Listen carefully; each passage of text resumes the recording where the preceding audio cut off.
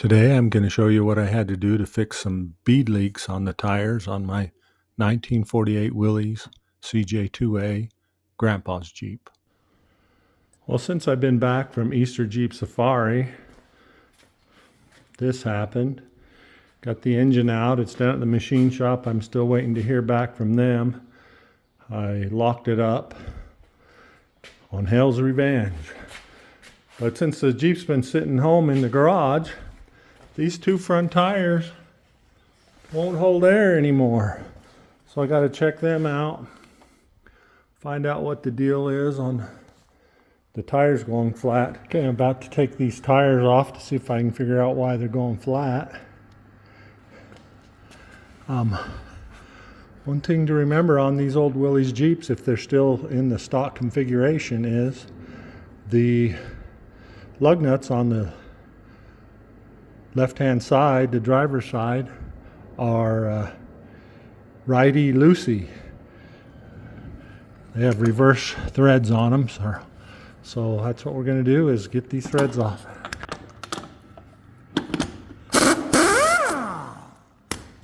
So back when I was a teenager, I worked at Cliff Chevron.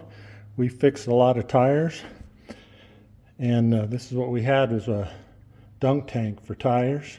So I bought one of these off Amazon. These tires have been going flat in about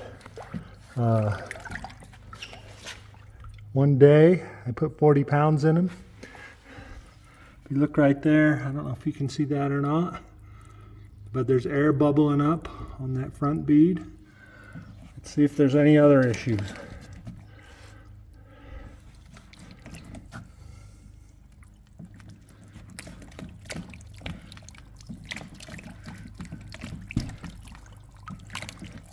Cliff Chevron is a Walgreens now, I think.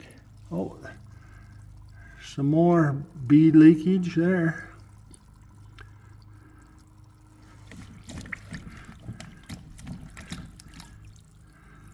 So we got some pretty extensive bead leakage on the front.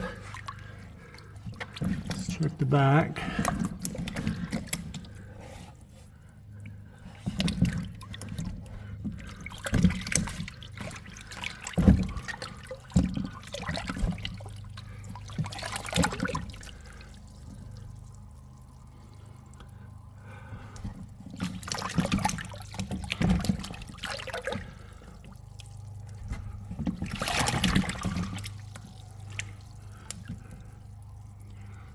It doesn't look like I really have any bead leaking on the back. It's all an issue on the front. That's often the case. That's where you get the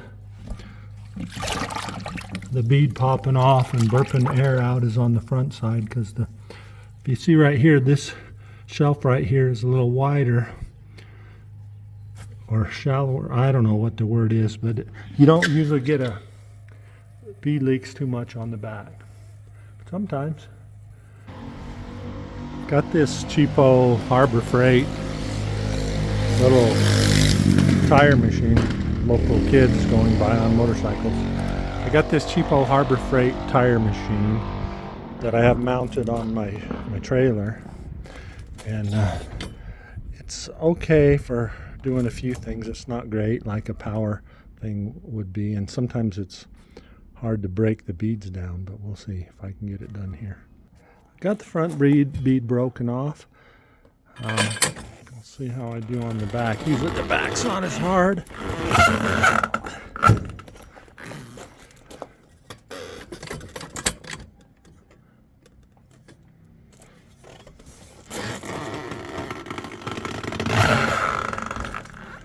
Sliding off. I'll have to put this phone away and work with both hands.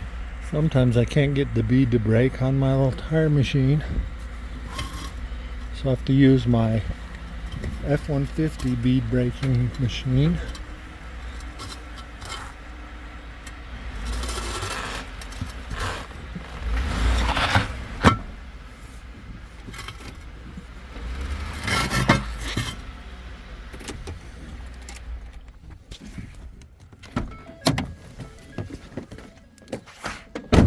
Oh, That worked. Okay, bead's broken. I'm going to try and get the tire off.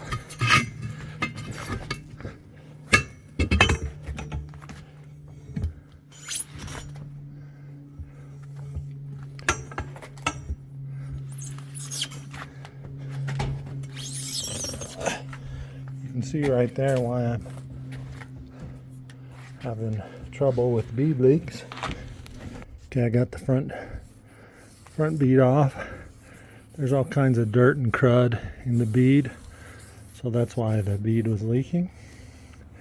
These are tube type tires actually that I run tubeless. So, and these wheels don't have safety bumps on them for the most part, so sometimes it's tricky to keep the tires on the wheels and to keep dirt from getting in between the beads. A bunch of dirt and rust and crud on this bead, so I'm gonna have to get out my wire wheel and clean this up, hit it with some paint, see if I can get it to seal up better. Okay, I cleaned the wheel, the beads all up, and gave them a coat of this stuff. What is it? VHT epoxy black primer. And then I scrubbed the beads on the tires down. That doesn't look very clean. I'm gonna have to hit that one again. This one looks better. Just rinsing the soap out of the tire and then I'll get the water out of it. Anyway, hopefully that'll get them to seal up again. I got the tires all cleaned up and then beads all cleaned up. I'm just gonna, it's my little tire, I need to get them back on.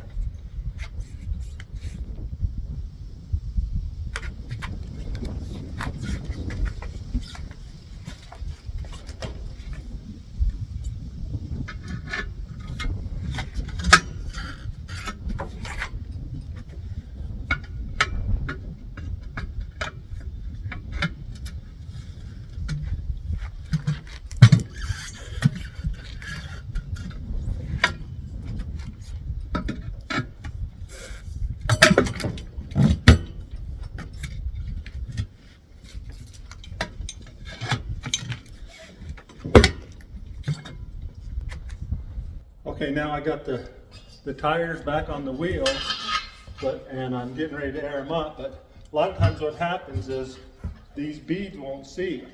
And many of you already know this little trick, but what I like to do is take one of these ratchet straps, wrap around the tire,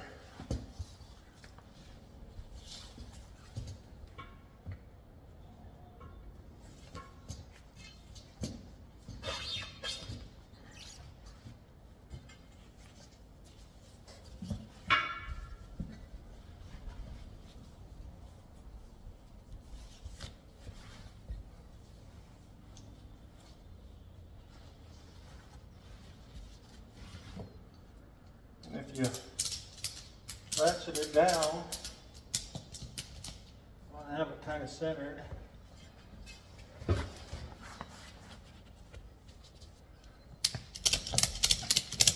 And you ratchet this down and squeeze the tire.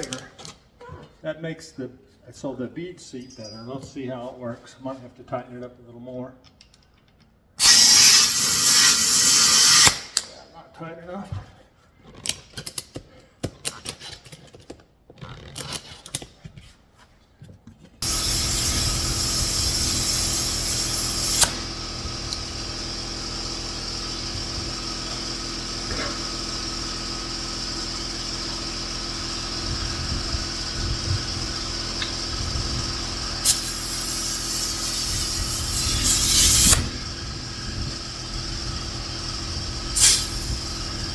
There we go. Taking air out.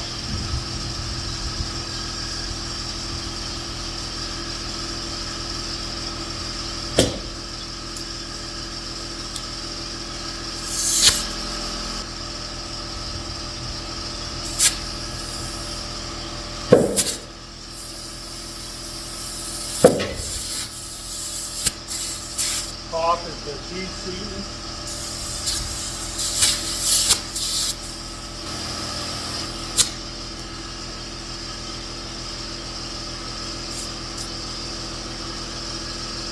I like to fill them up pretty hard for the initial bead seeding, and I'm gonna put them back in the tank over there to see if there's any leak in the bead. The compressor went off finally, and I've run this tire all the way around in the tank and looked at both sides. There's no bubbles, so this one's good. I'll do the second one, and then I'll get them back on the Jeep. The second tires turned out to be a little bit troublesome.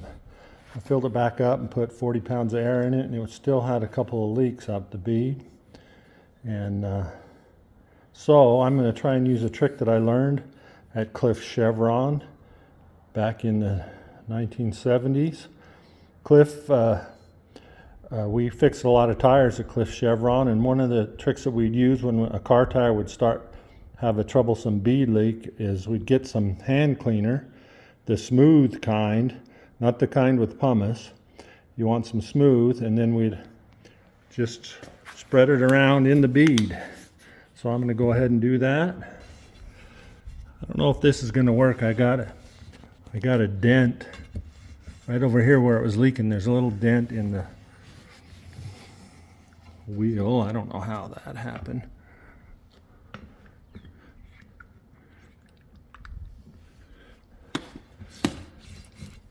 Anyway, that's a trick that I learned from Cliff Chevron. Once I get the tire filled back up, I'll let you know how it worked. Well, the tires are back on. This one still has a little bit of an issue. It's a really slow bead leak. I may end up having to put a tube back in this one. This one is good to go for now. So that's the tire project. I'll keep an eye on that other one. I might have to put a tube back in it. Thanks for watching.